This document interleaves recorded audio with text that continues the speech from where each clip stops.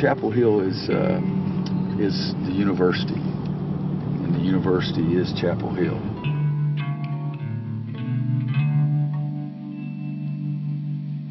There's a feeling, you know, it was described as a magical little village, and it's not a little village as much anymore, but you can walk down the street in Chapel Hill and feel good about yourself. It's about the only place I've ever felt that I could walk downtown and enjoy myself, and the feeling of the people that you have.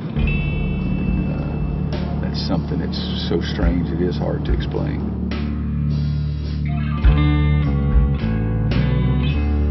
One is Cobb Dormitory. It's where Wanda Williams lived before she was Wanda Williams.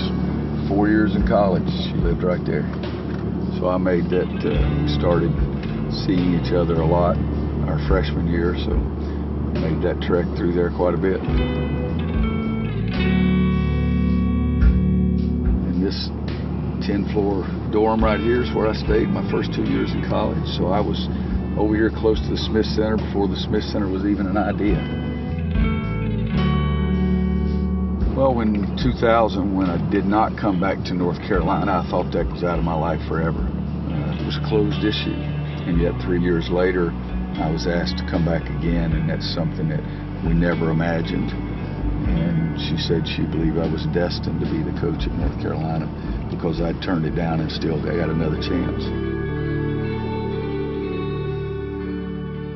What's changed in you and your lifestyle? Obviously, the lifestyle is you can afford things. Yeah, that's right. But what do you feel, looking back, has changed because of surrounding yourself with this great program and these great kids all these years? I can still remember the first Final Four in '91 when we beat Arkansas and Indiana to go to the Final Four, and Scott running out on the court after the game was, Dad, I know we got school, but can't I go to the Final Four? You know, and so those moments. They're always intertwined when you think of it, aren't they? It really is, and it's the kind of thing that I didn't have the great, wonderful family life of sitting at home and having dinner or anything like that. Mm-hmm. And so I've tried to make sure that I had that. And, you know, I have my family, my immediate family, the 2 grandsons. You know, there are 1,000 pictures in there on the piano kind of thing. My son and my daughter-in-law, Wanda, I mean, wicked Wanda, 40 years. You know, she deserves a Medal of Honor. Put up with you? Yeah, but they allow me to have another family. But in St. Louis particularly, the first one, to walk off the court, to go over the stands, to hug Wanda and Scott and Kimmy, and they have tears in their eyes too. At that moment, that was the greatest moment of my life, my professional life, to go over there and have that feeling with my family. Where is Aiden? Let's see if we can find Aiden. Everybody always told me that children were great, but grandchildren were a lot better, and they're right. Okay, I'm gonna take a nap, okay? Okay, be quiet. I saw a picture one time of Jerry Tarkanian, and his son Danny was sitting on the bench. Danny couldn't have been 6 years old, but he had a little coat and tie on, and it was the neatest looking picture. And it really made me sad because I never let Scott sit on my bench. Can you shoot one down here?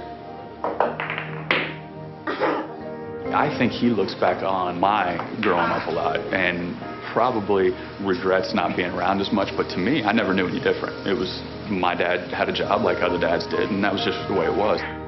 All right, I'm gonna make this one, open it up so I can shoot it, okay? And don't block my shot. Okay.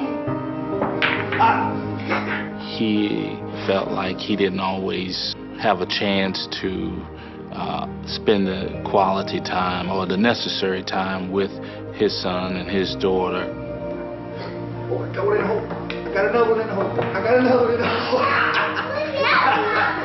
hole. He really goes and makes up for it now with his grandkids. You know, I laugh. We had a game the other day, and he was walking out on the court, and he's got both his grandboys right there on the bench with him. I think when I was younger, I didn't appreciate the time as much as I do now. I think now I appreciate it a heck of a lot more than I ever have.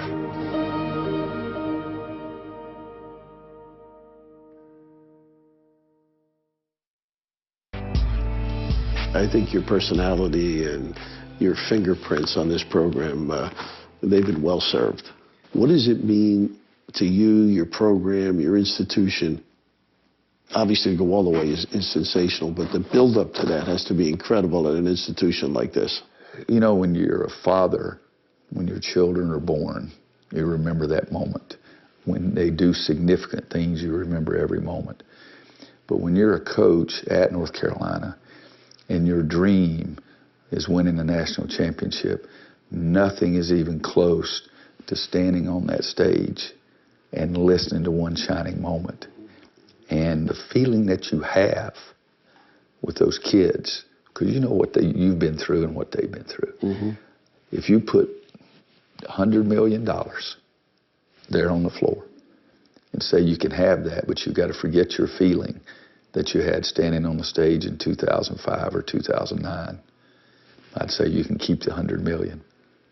Even if I didn't have enough money, I would still say you could keep the $100 million.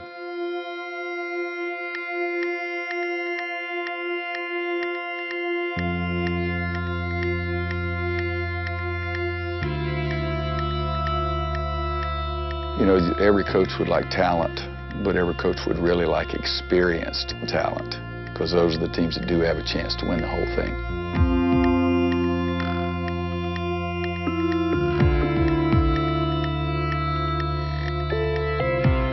You have to make decisions how much you can push, how much you need to pat on the back, how much you can try to get them to believe that they do have a chance. And I've been very fortunate because several of our teams really have had a chance.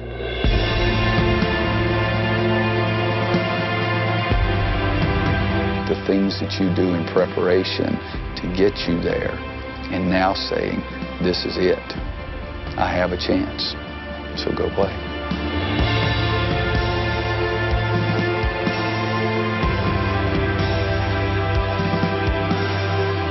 March Madness is madness.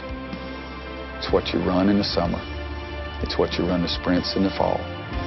It's what you take care of your body. It's what you get your rest for. Because that month, everything that you do is going to be magnified.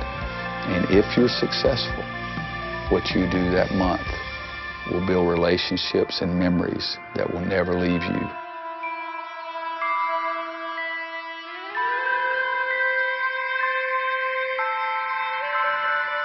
I've been lucky. We're messing around basketball for a living.